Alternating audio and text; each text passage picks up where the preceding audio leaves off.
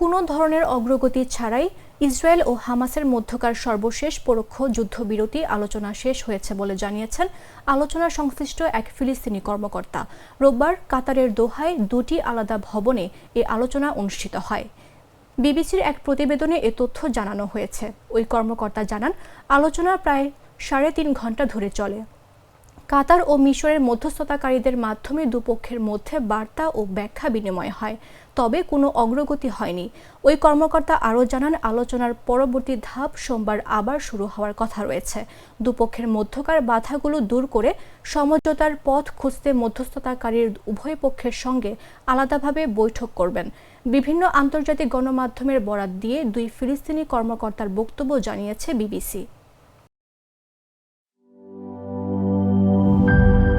একনল soap, দেশের নম্বর 1 হালাল antibacterial soap. Natural ব্যাকটেরিয়ালাইসিসের সুরক্ষায় ফ্রেশ ও অ্যাক্টিভ সবসময়।